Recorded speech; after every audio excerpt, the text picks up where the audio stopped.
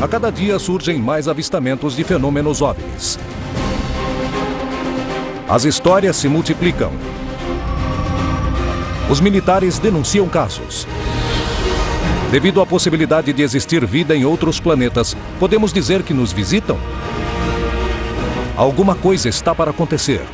Os indícios mostram que a verdade está cada dia mais perto. Contato extraterrestre.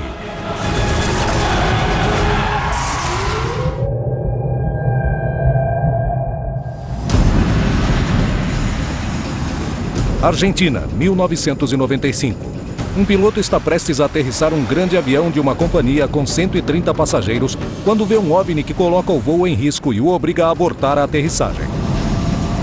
Próximo a ele, um piloto militar que se aproxima no mesmo aeroporto vê o incidente desde o ar. México, 1983. 4 pilotos e engenheiros são testemunhas de que um OVNI iluminou a cabine do avião. Chile, 1997. Um piloto militar, um piloto civil e a torre de controle detectaram um OVNI que os obrigou a realizar uma manobra evasiva para evitar a colisão em pleno voo. O incidente é tão sério que é criado um organismo oficial dedicado a investigar o fenômeno, o que acaba gerando uma série de anomalias. México, 1994. Um controlador aéreo de um dos maiores aeroportos da região muda seu ponto de vista sobre o fenômeno depois que um avião colidiu com um OVNI. O fenômeno é visto do ar e da terra. A quantidade de casos de OVNIs vistos pelo pessoal da aeronáutica civil e militar, presenciados dos aviões e das torres de controle, se multiplicam dia a dia. O mistério sobre esses incidentes é tão grande como o fenômeno em si. Entretanto, esses casos aportam uma visão insuperável dessas manifestações. Se trata de testemunhas privilegiadas que sabem observar os céus e permitem ter um acercamento único desse fenômeno. Por que existem tantos casos? Porque muitos dos envolvidos nesses incidentes temem contar suas experiências. Os incidentes que envolvem OVNIs e aviões apresentam uma série de variáveis muito importantes e fascinantes. Testemunhas qualificadas, registro de evidência por aparelhos específicos para detectar objetos que voam e investigações oficiais que nem sempre vêm à tona. Mas, principalmente, podem colocar os voos em risco? Há relatos de pilotos que avistaram luzes e objetos que não puderam identificar. É claro, porque agora tem mais testemunhas nos céus com ponto de vista claro e de melhor vantagem. Sabemos que está presente, fora e dentro do espaço aéreo controlado. Inclusive foram vistos saindo do mar. Há alguns países, na Europa e na Ásia, que dizem que as operações aéreas foram afetadas. Então é por isso que é importante que nós saibamos do que se trata. Ninguém sabe o que é o fenômeno OVNI. Esses governos sabem que o espaço aéreo está sendo violado por naves que eles não conseguem controlar, não conseguem falar quando vão aparecer ou quando vão embora. Eles estão absolutamente sem poder para fazer qualquer coisa.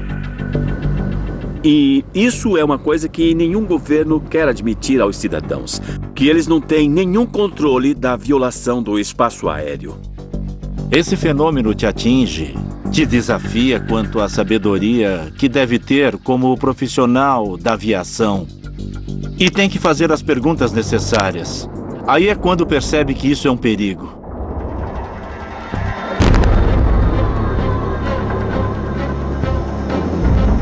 A gente fala com os pilotos na sala da equipe quando a gente entra, especialmente com os ex-militares. Eles têm histórias para contar. Eu falo que talvez 80% deles já viram alguma coisa, mas eles nunca contam para ninguém. Acredito que o fenômeno deve ser estudado toda vez que possa interferir em operações aéreas. Mas me dá a impressão que se manifesta para que justamente possamos vê-lo, sem interferir em nossa operação aérea. O fato de não controlar faz com que o risco aumente. Então eu vou, mas há objetos em minha rota de voo que ninguém tem controle, domínio sobre eles. É um absurdo, não?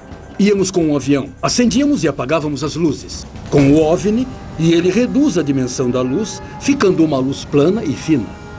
Tomara que não haja um incidente com esse tipo de objetos que voam por onde eu estou passando. Todos os controladores de tráfego aéreo, pela sua profissão, talvez tenham passado por mais de uma situação digna de mencionar. Percebi que os OVNIs sempre estiveram ao lado da aviação, tanto civil como militar no México.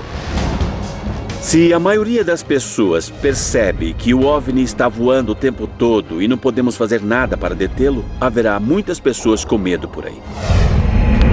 Enrique Colbeck Vergara é um controlador aéreo mexicano que trabalha há mais de 30 anos na área. Entretanto, foi a partir de uma experiência a qual um avião colidiu com um OVNI, quando ele mudou para sempre sua visão a respeito do fenômeno que os cidadãos mexicanos denunciam quase diariamente, abordando-o desde um enfoque de segurança aérea. Antes eu não prestava atenção no fenômeno. Era algo muito distante, como normalmente nós humanos fazemos, até que algo me aconteceu e me fez refletir. Enrique Colbeck Vergara é controlador de tráfego aéreo em um dos maiores e mais movimentados aeroportos do mundo. Naquela época eu controlava uma aeronave que fazia um voo doméstico de Guadalajara para a cidade do México. Era um DC-9 e meia hora antes que essa aeronave chegasse à área terminal da cidade do México, tínhamos recebido várias ligações de várias pessoas que estavam vendo um objeto que estava sobrevoando o edifício. Um investigador do fenômeno OVNI também obteve essa informação e decidiu subir a um terraço próximo para tentar captar o OVNI com sua câmera. Não vi absolutamente nada. Até às 8, 9 da noite. No transcurso da noite, pude ver um objeto acima do Hotel do México. Era um objeto luminoso. Nós éramos os únicos que não sabíamos deles. O capitão Raimundo Cervantes Ruano se aproximava de um avião DC-9 e não tinha visto as luzes que sobrevoavam o lugar. Me aproximei ao máximo para aterrissar e acionei o trem de pouso. No transcurso que o trem de pouso vai baixando, eu sinto um impacto debaixo da cabine e imaginei que provavelmente um pneu tinha furado ou algo tinha acontecido com o trem de pouso. Declarei estado de emergência porque acreditei que foi atingido por um helicóptero desses de telejornais que ficam sobrevoando a cidade do México. Alguém falou ao capitão para fazer contato com a torre para saber o que o atingiu, coisa que não sabíamos. Mas alguém fez a conexão e então comuniquei para o capitão. E nesse intervalo de que havia comunicação dos serviços da empresa conosco, nos ligaram do centro para nos informar que algumas pessoas tinham visto que uma aeronave tinha sido atingida por uma luz e tinha desaparecido. Eu consegui ver 2 sinais primários que não dei importância porque podiam ser tráficos de baixa altura na área de Toluca, no aeroporto de Toluca. Da mesma forma que esses sinais apareceram, eles desapareceram, mas o extraordinário é o que já tinha sido reportado antes. Que na área em que eu trabalhava, todo mundo achava que tinha batido em algo e todos começamos a nos preocupar. Eu não vi nada. Não vi nada porque nesse momento em que fazia a volta, eu tive que olhar para meus instrumentos, fazer meus ajustes. O avião vinha voando com piloto automático, então, na hora do impacto, eu estava olhando meus instrumentos. Não vi nada. Na verdade, me assustei porque eu tinha o controle dessa aeronave. O capitão me perguntou preocupado. Ele disse, o que bateu em nós? E eu comentei com ele que, infelizmente, não tínhamos nada do tráfego, que não sabíamos se tinha batido em alguma antena, algum helicóptero ou algo desse estilo. Declarei estado de emergência e avisamos a torre de controle que íamos sobrevoar a pista a uma altura em média de 30, 50 metros, com o trem de pouso. A experiência de 1994 mudaria para sempre a opinião de Colbeck sobre seu trabalho. O que aconteceu na noite de julho de 1994? Contra o que o avião bateu? O que as câmeras registraram? E os peritos da aeronave? Nos aeroportos civis e militares, os pilotos e controladores aéreos denunciam incidentes os quais não têm nenhuma explicação. A partir dos seus testemunhos, criaram órgãos dedicados a investigar o fenômeno OVNI. O que os motiva a estudá-los? Os pilotos e controladores são testemunhas qualificadas? Por quê? Bem, porque para nós, os relatórios dos pilotos, dos engenheiros, de controladores de voo, de mecânicos ou tripulantes são muito importantes, porque são pessoas treinadas para ver o céu, para entender fenômenos atmosféricos. que conhecem física, meteorologia, portanto é bastante difícil dizer que presenciem algum fenômeno natural como um OVNI. Por isso, os pilotos para nós são testemunhas-chave. Bem, milhares de pilotos estão juntos no ar por cerca de 24 horas por dia em todo o mundo. Eles são treinados. Geralmente são pessoas que podemos confiar em seus julgamentos. Se um operador de radar se manifesta ou algo assim, não tem que ser investigado porque já é considerado um fato. Porque são pessoas que são avaliadas constantemente. São pessoas que estão qualificadas em todo sentido. São confiáveis. São pessoas treinadas que ainda têm a capacidade de poder discernir em poucos segundos se um tipo de aeronave é conhecida. Então, quando um piloto faz uma denúncia, seja por frequência ou posteriormente faz um relatório, é porque descartou todas as possibilidades, tanto de aeronaves como de fenômenos que ele conheça. Na noite de julho de 1994, um OVNI foi visto perto do aeroporto de Benito Juárez, na cidade do México. Henrique Colbeck Vergara era o responsável pelo controle aéreo quando o incidente aconteceu. O piloto Raimundo Cervantes Ruano, pilotando um avião DC-9, estava realizando manobras de aterrissagem quando sentiu um impacto na nave e decidiu declarar estado de emergência ao voo. Esta aeronave estava voando baixo para observar o trem de pouso, que aparentemente estava tudo normal. Finalmente iniciou sua aproximação. Pois seria uma aterrissagem normal, e se fosse necessário eu lhe avisaria, para que houvesse uma retirada de passageiros. O impacto que tinha sentido no avião forçou o capitão a realizar uma aterrissagem de emergência que, entretanto, resultou exitosa. Começaram a revisar e uma das linhas de hidráulico aparece como um corte, como se tivesse sido feito com uma faca. Mas cortado de uma forma totalmente simétrica, não? Então o pessoal de manutenção e eu nos perguntávamos o que tinha acontecido. Efetivamente, no momento de aterrissar o DC-9, ele tinha sido atingido por um objeto voador não identificado e colocou em risco tanto a tripulação, os comissários, assim como todos os passageiros que voavam naquele avião. Os investigadores lembraram o fenômeno OVNI que esteve presente no edifício do World Trade Center há várias horas antes e quando o avião estava em plena manobra de aterrissagem. Os que conversaram conosco mencionaram que ali estava voando algo que foi visto por muita gente, que além disso foi filmado e que nós não tínhamos contato visual e nem contato por radar. Isso tem uma explicação lógica. Quando uma aeronave ou uma nave que está voando estática se mantém sem movimento, o próprio computador eliminador de sinais fixos o elimina, porque supõe que é uma montanha, um edifício, etc. Se não foi um helicóptero nem uma antena, contra o que poderia ter se chocado o avião que comandava Raimundo Cervantes Ruano. Chegamos à conclusão de que, provavelmente, foi um choque de energias, não um choque físico, como quando uma pessoa leva um choque. A energia do OVNI com a energia do avião foi o que nós sentimos como impacto. E fica o mistério de com que esse aparelho bateu, porque bateu em algo, isso é um fato. O fenômeno OVNI é uma realidade em muitas das operações aéreas. Mas esse tipo de incidente coloca os voos em risco? O risco é a possibilidade de que essa aeronave tivesse vindo à Terra, ainda mais por ser um fenômeno desconhecido e nem reconhecido em meu país. Porque eu ia supor qualquer coisa, menos que um objeto estranho tivesse batido com uma aeronave e a tivesse derrubado. E a condição da responsabilidade do controlador ou controladores envolvidos com o voo teria crescido muito. Colbeck começou a perceber que os OVNIs representavam um risco para os voos. Uma ideia que compartilham em órgãos oficiais. O Comitê de Estudos de Fenômenos Aéreos Anômalos, CFA, é um órgão dependente da Direção-Geral de Aeronáutica Civil e foi criado no final do ano de 1997.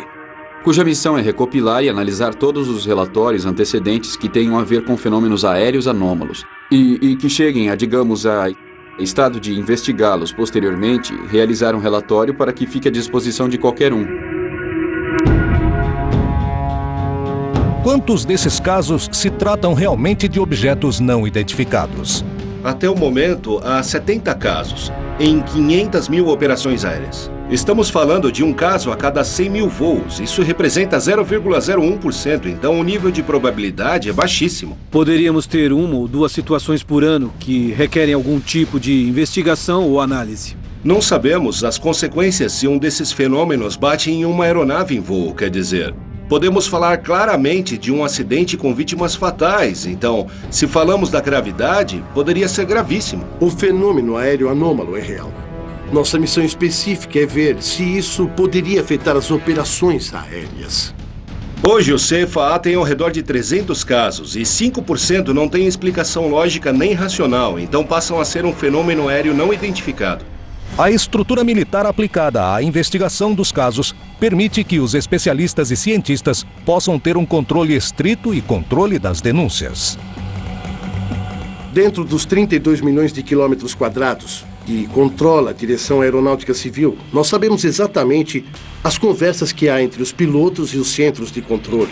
E os pilotos reportam coisas que vêm.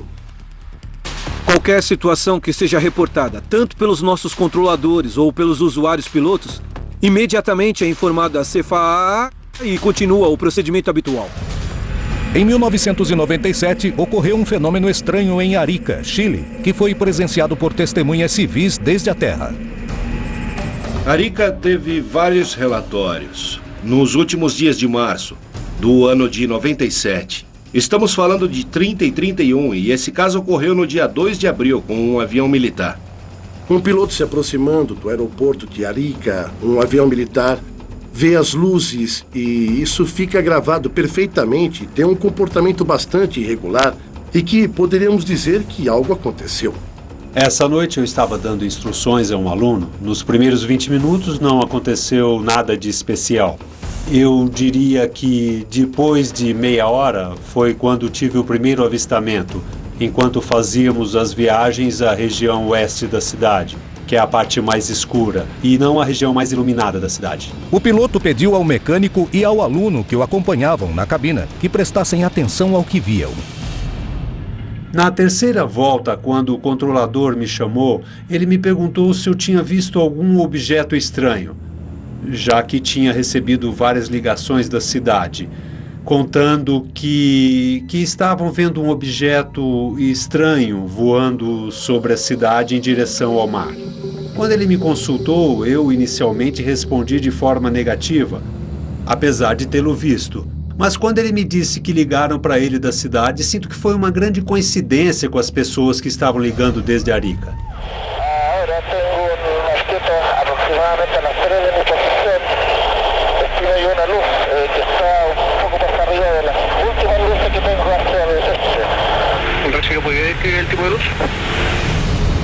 E quando ele me consultou, eu o perdi de vista e cruzou pela frente do avião. Não sei a que distância, mas sempre iluminando em direção ao oeste. Sempre se manteve sobre as últimas luzes da cidade. Justamente por isso é que sempre havia, nunca se confundiu com as luzes da cidade. Ainda mais quando girava velozmente em direção ao oeste. Era muito mais fácil mantê-lo à vista.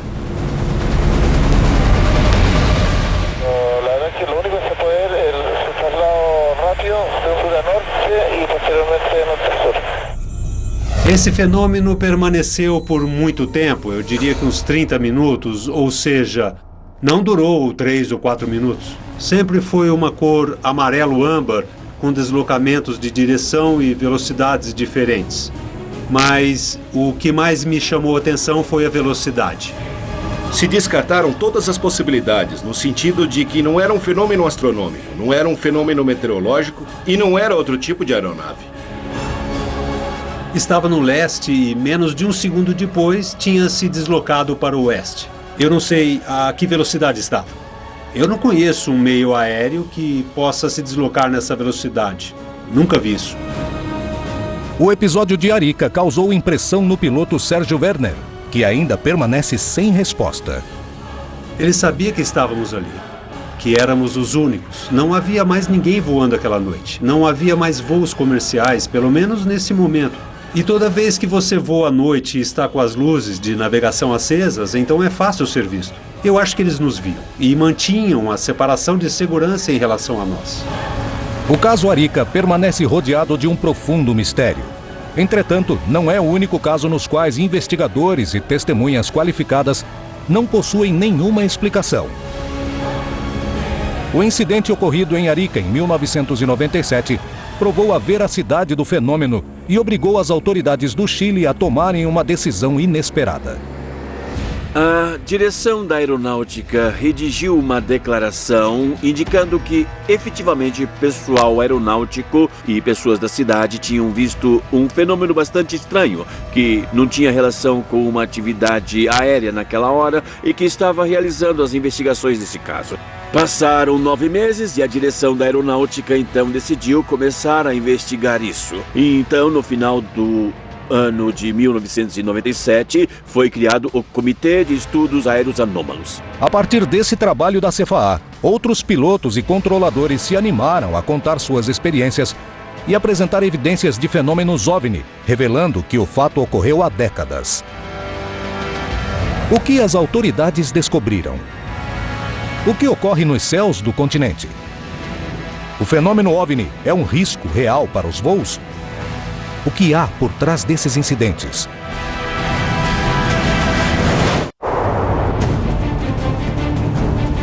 Muitos pilotos do mundo são testemunhas dos casos OVNI mais espetaculares. Eles possuem a experiência e o treinamento necessário para distinguir um fenômeno explicável de algo inexplicável. Entretanto, com que frequência acontecem esses fenômenos?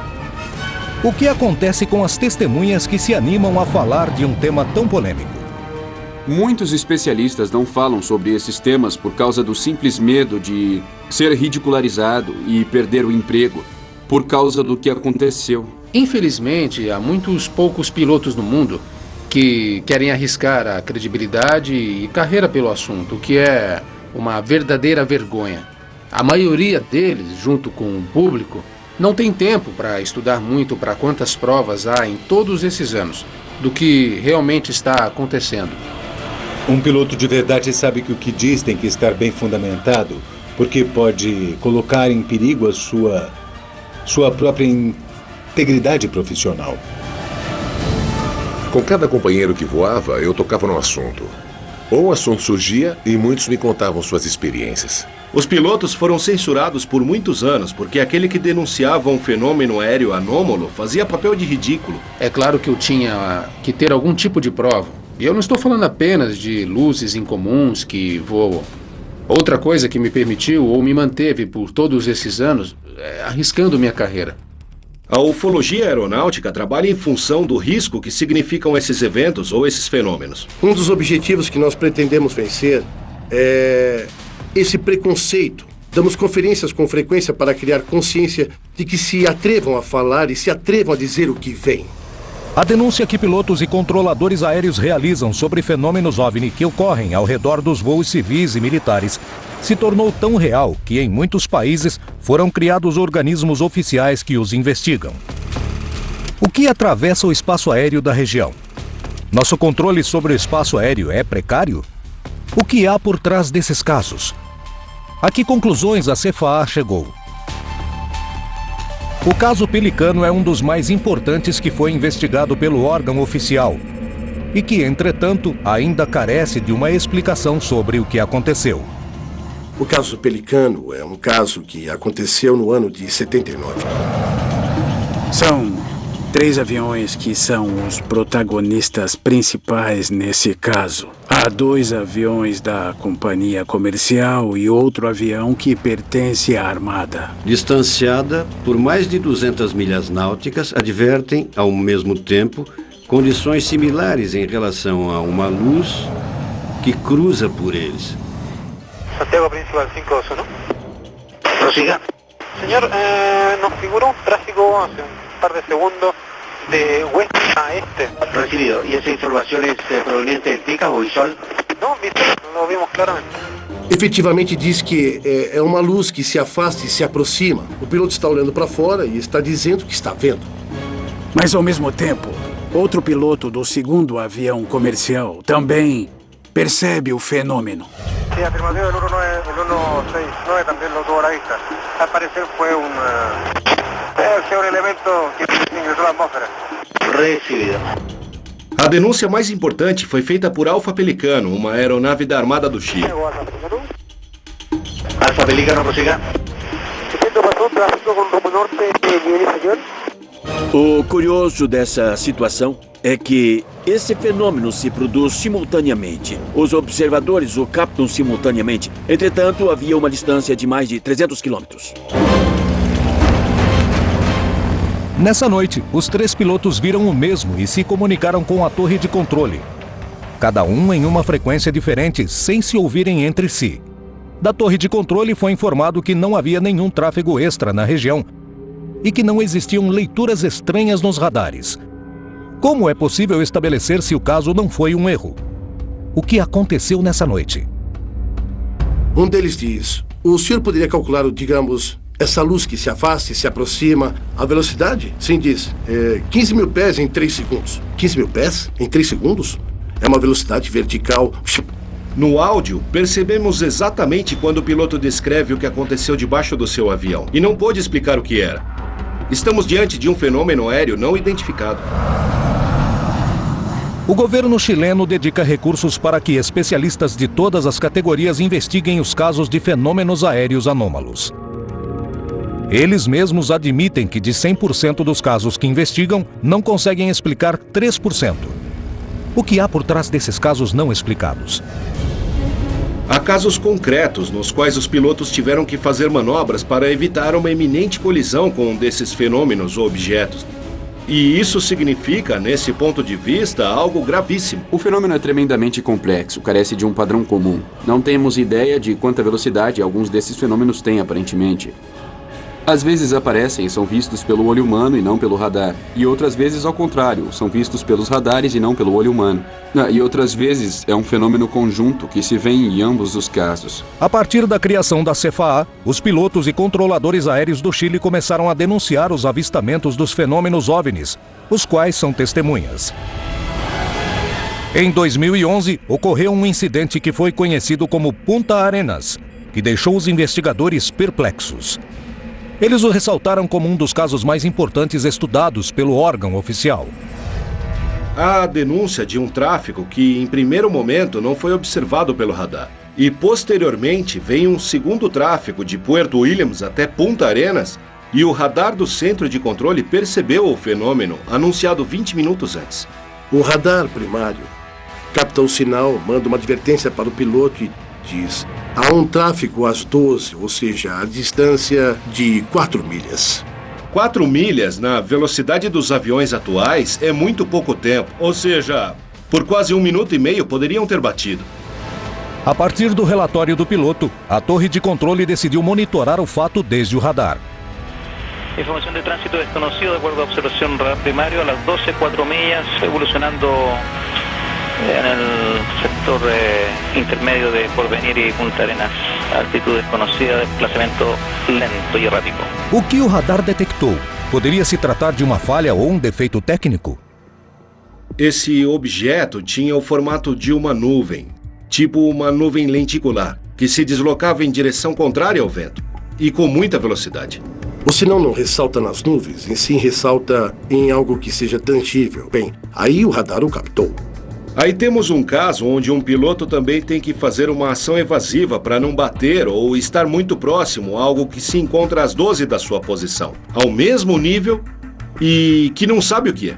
O incidente de Punta Arenas é um dos poucos que parecem não ter explicação científica, segundo as próprias autoridades admitem. Mas o que há por trás desse tipo de episódio? Nesse caso, não poderíamos dizer que poderia se tratar de um objeto não identificado.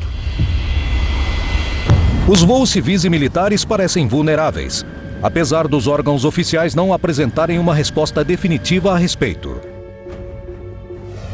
Em 1995, Jorge Polanco, um piloto civil argentino, foi uma testemunha de um evento OVNI que foi confirmado em terra pela torre de controle. E do ar pelo piloto militar Sipuzak, que a bordo de um avião militar viu o desenvolvimento dos fatos. Esse dia, o voo era Aeroparque, cidade de Bariloche. Tínhamos 130 passageiros. Quando Jorge Polanco se aproximava de seu destino, soube que havia alguns incidentes em terra. Bariloche nos disse: acabamos de ter uma queda de energia na cidade inteira. Mas o aeroporto está capacitado, preparado para operar com um gerador de energia própria para esses casos. Nos autoriza o procedimento de descida. Quando chegamos à vertical do aeroporto, começamos a fazer o que se chama manobra de afastamento. Foi onde uma luz nos chamou a atenção. O comandante Ruben Adolfo Sipuzak se encontrava em um avião militar a 35 milhas do aeroporto, esperando seu turno para aterrissar. Ouvimos umas conversas que o piloto da companhia disse para a torre de controle que estava observando um tráfego. E a torre respondia que não tinha nenhum tráfego relatado. Até esse momento, os dois aviões e a torre de controle acreditavam que estavam vendo uma nave com problemas de comunicação ou um voo furtivo. Pensávamos que era uma aeronave que estava realmente sem comunicação. E o que eu sei é que, à medida que nos aproximávamos do aeroporto de Bariloche, nós três que tripulávamos o avião começamos a prestar mais atenção e tentar olhar pela janela, para fora, para ver o que víamos. Rapidamente, Polanco notou que havia algo fora do normal. Então começamos a dar sinais de luz. E a luz, que era brilhante e larga, de repente, como que respondendo às luzes que acendemos e apagamos do avião, de repente faz assim e fica fininha e plana. Realmente nós nos surpreendemos, mas também nesse momento o copiloto me disse: temos que virar. Eu não via mais a luz e começamos a fazer uma volta. A luz ficou fora da trajetória do avião. Consequentemente, nesse momento, eu paro de prestar atenção nisso e me concentro na operação do avião, na aproximação. Nesse momento, vejo que uma luz muito pequena passa por nós. Cruza de trás para frente. Então, pensei, esse é o tráfego que o piloto da linha aérea tanto falava. Para mim, até esse momento, era um avião. A uma velocidade que, inclusive, pensei que fosse um jato. Enquanto isso, Polanco continuava com as manobras de descida para aterrissar o Boeing. Ergui a vista, olhei para a direita e vi uma nave se aproximando devagar para fazer, eu diria, a formação de aproximação na descida. E se aproximou devagar, até ficar praticamente alinhada com a ponta da asa e com um diâmetro de quase 30 metros. A nave era toda escura, tinha um tipo de reflexo verde muito especial. Tinha uma saliência na parte superior. Era de uma cor alaranjada e parece que produzia um som de respiração. Pedi ao primeiro oficial que informasse a torre que tínhamos uma nave. E o controlador nos responde que ele vê uma luz, mas não sabe do que se trata. Em um momento, quando estávamos muito perto da aterrissagem, o aeroporto ficou totalmente às escuras. Ante a escuridão total do aeroporto, Polanco abortou a manobra de aterrissagem para começar uma evasão que salvasse o avião e seus passageiros. E não podemos comunicar a absolutamente ninguém o que faríamos, porque, pela falta de energia, não tínhamos como falar com a torre e nem a torre tinha como falar com a gente. O OVNI se movimentava a uma velocidade fantástica em linha reta até o centro do lago Nahuel Huapi e depois subiu a uma altura que eu nem imaginei que ele pudesse. Quando olhamos para baixo, vimos uma luz parada lá na frente. Parecia que estava esperando o avião da companhia terminar a sua volta. O voo de Polanco transportava uns 130 passageiros e a energia do aeroporto tinha caído, obrigando-o a abortar a aterrissagem. O OVNI parecia acompanhar seus movimentos, causando preocupação. O que aconteceu nos seguintes minutos? O que aconteceu com o voo?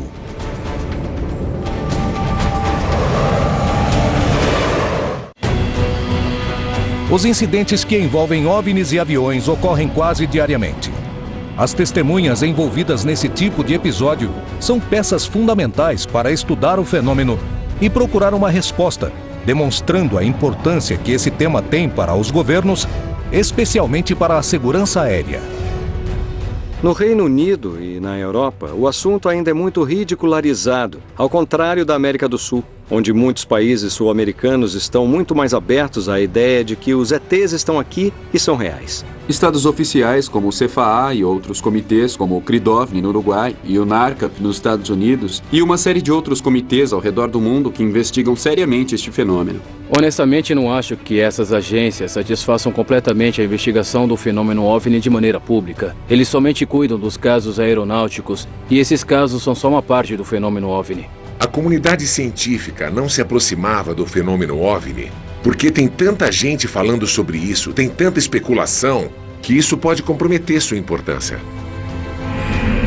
Na noite de 31 de julho de 1995, o piloto Polanco fazia uma manobra evasiva, porque tinha acabado a energia no aeroporto segundos antes de aterrissar. A operação, que já era arriscada, ficou mais complicada quando um OVNI pareceu voar em formação com o Boeing que o experiente piloto comandava. Apenas a 35 milhas dos dois e esperando para aterrissar, o piloto militar Sipuzaki e sua tripulação presenciavam o incidente muito surpresos. Iniciamos uma volta subindo e quando eu estava virando, eu o detectei novamente no meio da manobra. Eu o vi de novo e pensei comigo mesmo. Estão nos seguindo, o que é que eles querem? Ou seja, pensamos mil coisas e, na verdade, podemos controlar as nossas emoções, mas realmente era preocupante. Peguei meu microfone e avisei pela primeira vez a torre de controle que vimos um tráfego que passou por baixo da gente. Subiu rapidamente na vertical e estava estacionado em frente ao avião da Aerolíneas Argentinas. No princípio, vivemos como se fosse um sonho e depois percebemos que é uma realidade. E a realidade era que estávamos com um avião de 70 toneladas com 130 passageiros e o cenário era real. Nivelamos a 10 mil pés e aí começamos a voltar para o aeroporto. E o OVNI ficou debaixo de nós e começou a acompanhar novamente até a vertical do aeroporto. E aí, ambos começam a vir no mesmo sentido que nós. Eles em direção ao aeroporto e nós já havíamos passado a vertical, afastando-nos do aeroporto. Aquela luz que acompanhava o avião da Aerolíneas, que estava diretamente na direção do nosso voo, eu tinha dúvidas de que altura ela estava. Inclusive, eu senti muito medo naquele momento. Eu imaginei uma colisão e a gente caindo como um papelzinho picado no lago Bariloche. E naquele momento, o comandante Gaetan inclinou o avião, tentando sair do caminho, porque vinha de frente sem sabermos a qual altura ele estava. Quando ele inclinou o avião, o mecânico pôde observar pela janelinha o que passou debaixo de nós, colado ao avião. E ele disse o que aconteceu. Ele viu uma luz do tamanho de uma unha do dedo polegar, cor âmbar. Nós continuamos com o procedimento de aterrissagem e assim chegamos à pista do aeroporto. Na verdade, ficamos todos calados. Estávamos muito inquietos pelo que acabávamos de passar. Assim que aterrissaram, Polanco conversou com as autoridades do aeroporto, que comentaram o ocorrido. Já em terra, os pilotos redigiram um relatório detalhado sobre o que havia acontecido. Nosso caso em particular foi muito real, porque, além disso, foi visto por um avião militar que estava acima do nosso, da terra pelo pessoal do aeroporto e do avião. Como é possível que dessas três áreas, com formas diferentes de visualização, seja vista a mesma coisa? Não tem como nós três errarmos com o que estávamos vendo. Eu simplesmente vi uma luz, mas fiquei preocupado porque eu acho... Quer dizer, tenho certeza de que os movimentos eram inteligentes. Foi preocupante porque estávamos enfrentando coisas desconhecidas. Os fatos testemunhados no incidente de Bariloche fazem parte de uma longa lista de eventos similares. O que faz com que o testemunho de pilotos e controladores seja tão confiável para as autoridades? Um controlador de tráfego aéreo tem como função principal oferecer segurança aos voos. Quer dizer que o que nós fazemos, basicamente, é separar as aeronaves e mantê-las, de acordo a isso, uma sequência apropriada para sua aterrissagem ou decolagem. Coloque-se no lugar do piloto, que está se aproximando para aterrissar e vê que existe algo perto dele que pode colocá-lo em perigo. A responsabilidade dele não está somente com a máquina, mas também com as pessoas que confiaram nele para subir e voar, e também com as pessoas que estão abaixo e não têm nada a ver. E, por último, com a sua vida. Então eu acho que é necessário levar em consideração um relatório de um piloto nesse sentido, porque alguém tem que agir.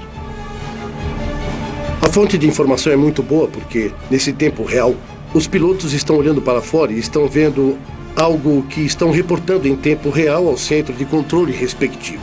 Normalmente, quando você está acostumado a estar, digamos, na Terra, você tem uma visão direcional.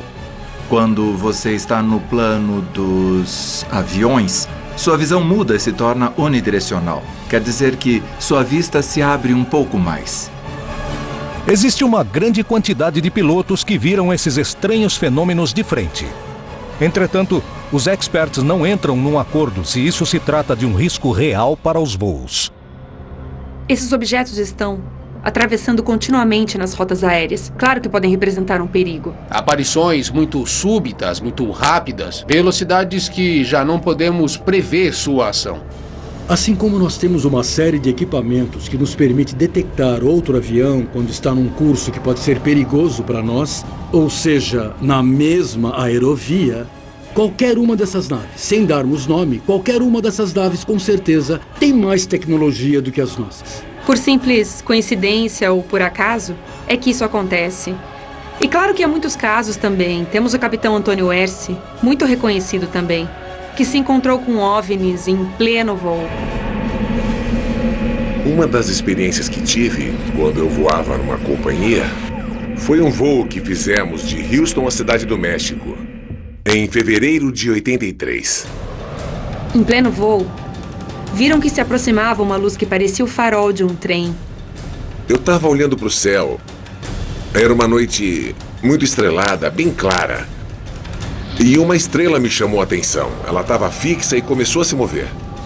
José Antônio Herce estava no meio de um voo quando viu uma luz pelo seu trabalho. Sabia que podia ser algo explicável. Mas a luz se movia ao redor de sua aeronave, sem que ele soubesse seu propósito. O que aconteceu com seu voo?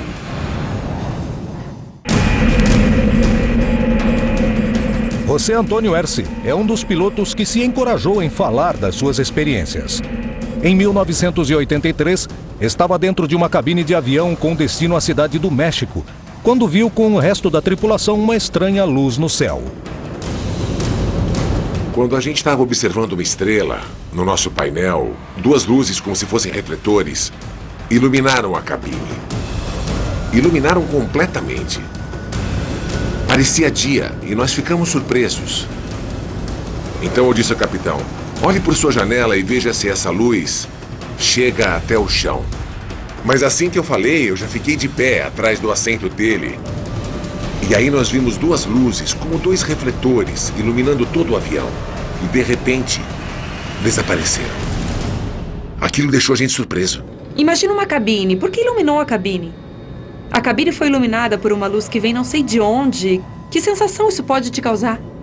E o capitão me falou, pergunta para a torre de controle se algum avião passou pela nossa trajetória acima de nós. E aí, a gente vai entender o que foi que aconteceu. Herce se comunicou com a torre de controle de Monte Rey para pesquisar se tinha outro tráfego informado na região. E eles disseram não. O único avião que está nessa rota é o de vocês. Por quê? O que vocês viram? O que aconteceu é que passou um objeto aqui em cima da gente e iluminou tudo. Olha, você não vai acreditar. Mas a que altura passou? Eu disse, uns 50, 60 mil pés acima da gente. Ah, mas isso não é possível. Eu disse que você não ia acreditar. Não sabemos dessa luz, com a hipotética ideia de que somos visitados por civilizações. Qual sua finalidade? Eu não acredito que queiram só iluminar a cabine para ver melhor. Acho que há algo mais. E os mais indicados são as testemunhas diretas. Como a maior parte dos casos que envolvem fenômeno OVNI, o incidente protagonizado por Herce foi um mistério. Bom, a gente chegou à Cidade do México sem nenhum problema. Mas olha, foi uma experiência única, inesquecível. A vigilância dos céus é imprescindível na hora de garantir a segurança dos voos. As torres de controle e os radares são lugares privilegiados para conhecer a verdade por trás desse fenômeno, devido à qualificação do pessoal envolvido e ao equipamento técnico. Deixei de ser cético quando vi que existem, não é? E que são coisas estranhas.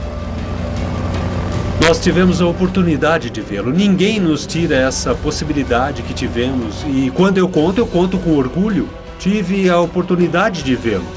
Eu tive a sorte de vê-lo. Não me contaram. Mesmo que não acreditem, o fenômeno está aí.